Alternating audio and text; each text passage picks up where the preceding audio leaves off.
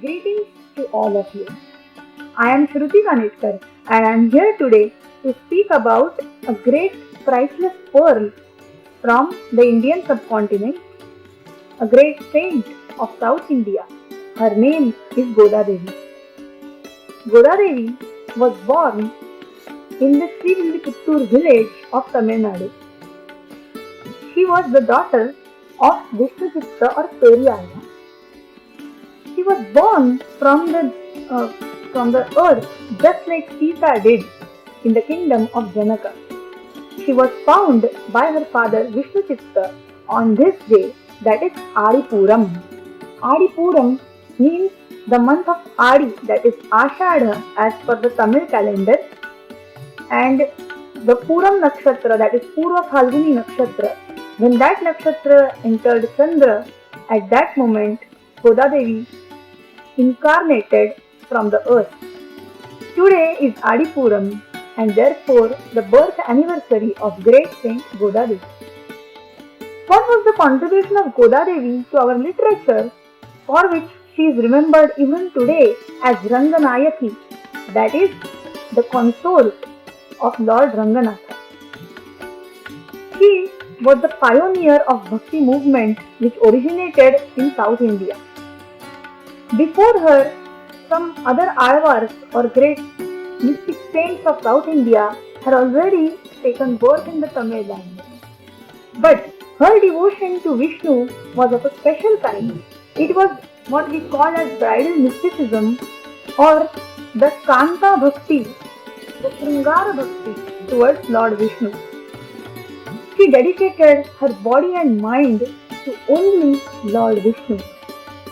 And she has stated all this in her two major works. One is Tiruppavai and the other is Natya Tirumolli. Tiruppavai is a description of a vow which she undertakes for attaining Lord Sri Krishna. She considers herself as a milkmaid woman, as a small girl from Gokuya, who is fascinated by Sri Krishna, that is the son of Nanda. She takes all her female friends along with her and goes to Sri Krishna for asking for a boon as a fulfillment of their vow. As a boon, she asks him to bless them with eternal servitude towards his feet. She never wants to get betrayed or she never wants to get aloof from him. Always, in each birth, in each life, she wants to be dedicated only to Sri Krishna. She sees Sri Krishna as Lord Ranganatha in Sri Rangam. In her life, she had decided that she will marry none other than Lord Ranganatha, and therefore, as reciprocating to her devotion, even Lord Ranganatha made sure that Goda was brought to him in the attire of a bride, and Lord Ranganatha himself accepted her as his own soulmate. And therefore, Goda Devi became the mistress of Ranganatha and came to be known as Andal, that is the one who rules over the Lord. She used to wear the garlands which were to be offered to Lord Vishnu. She used to wear them herself first and see to it that the garland is the best one and proper to be offered to her beloved Lord. After that only she used to give the garland to her father, who used to offer them in the temple of Lord Vishnu. Even Lord Vishnu loved the garlands, only those garlands which were worn by Andal, they were only accepted by Lord Vishnu.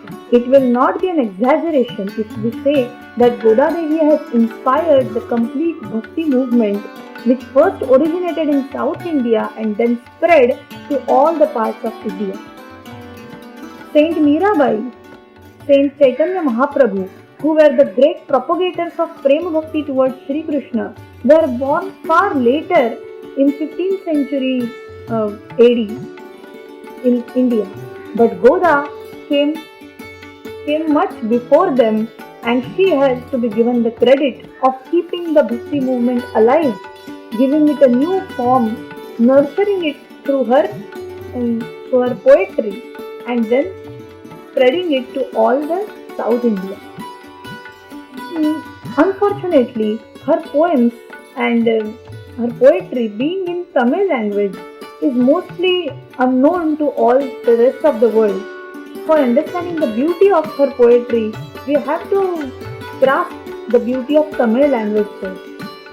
Still, we have the translations of her poetry available in Hindi as well as English.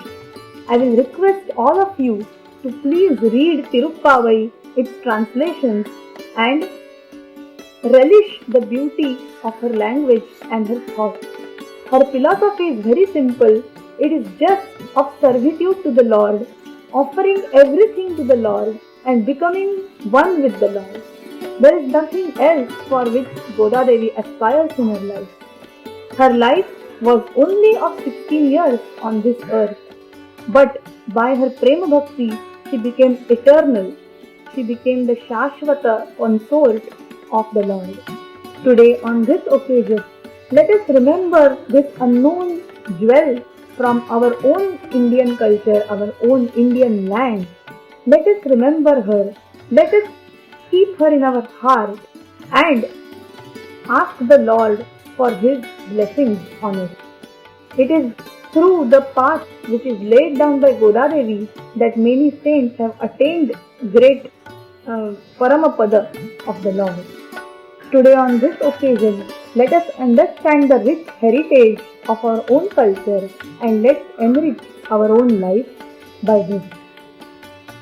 I rest my words here and thank you all for listening to this great mystic saint from India. Thank you all for listening to my video.